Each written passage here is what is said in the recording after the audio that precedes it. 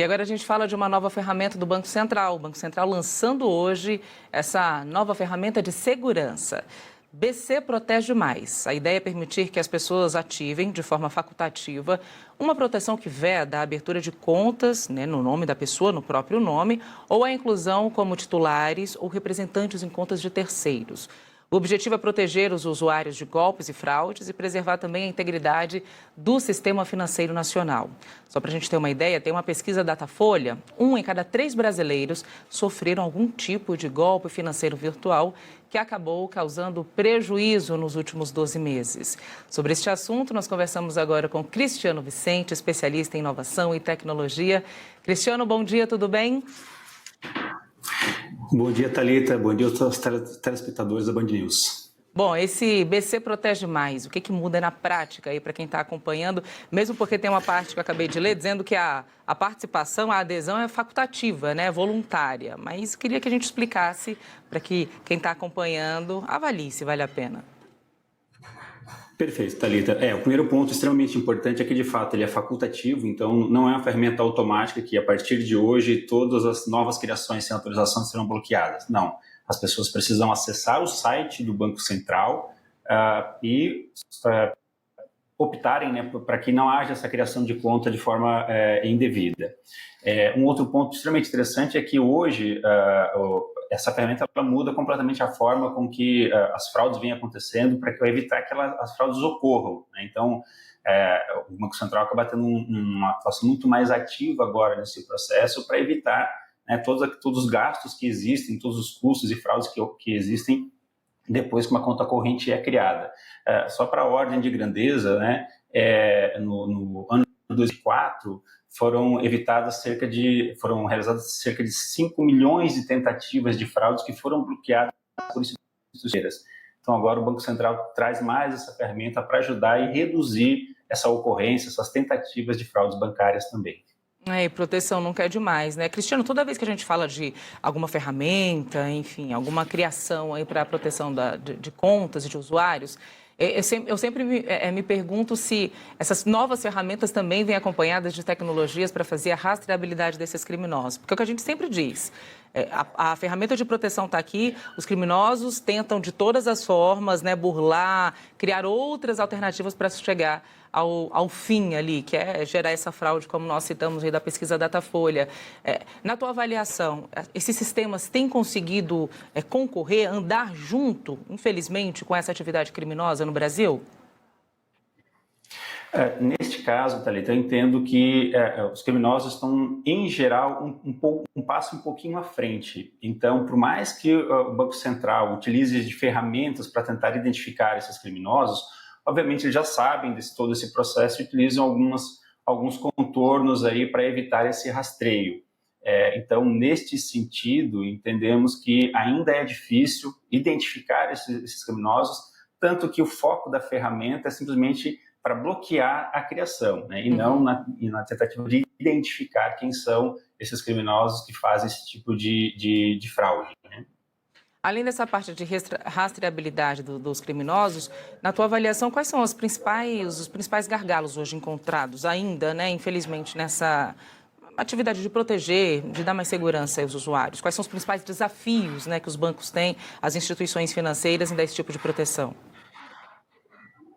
Não, o desafio é, de fato, a rastreabilidade, Cada máquina hoje vinculada à internet, ela possui um IP que é digamos, um endereço eletrônico daquela máquina. Só que, obviamente, os criminosos utilizam mecanismos para burlar esse rastreio, utilizam servidores de países lá fora que não têm tanta preocupação com esse tipo de tecnologia, até são um pouco coniventes com esse tipo de rastreabilidade. Por exemplo, países como Irã é um caso, ou a mesma Rússia.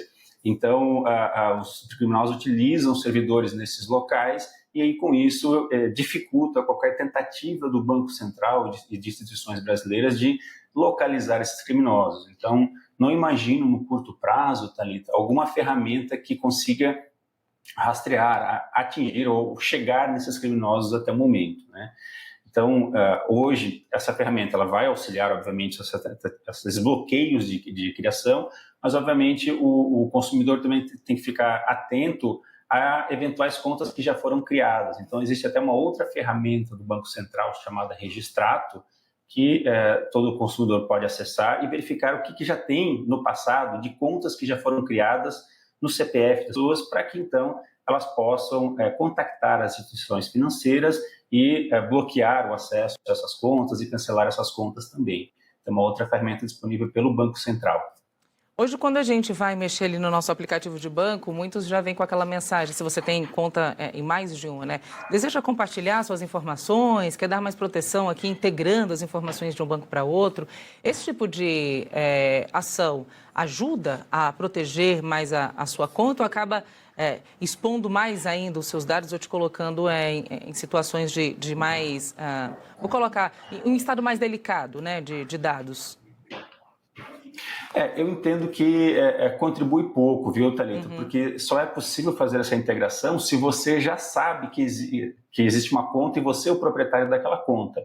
Quando algum estelionatário, algum criminoso cria uma conta no seu nome sem você saber, você não sabe que aquela conta existe. Então, é difícil fazer esse vínculo. Por isso que eu comentei da ferramenta do Banco Central Registrato, que lá você vai todas as contas, chaves Pix, cheques sem fundo, que tenham sido emitidos no seu nome, até dívidas que estejam no seu nome. Então, essa é a maneira de você identificar se já ocorreu alguma fraude para tentar correr atrás. E o que eu sempre falo também, acho que a gente até conversou em outra ocasião, Cristiano, sobre o papel ou a contribuição também das ferramentas de IA, né, nesses sistemas de segurança. Na tua avaliação, os bancos têm apostado nesse tipo de alternativa também para levar mais proteção aos clientes?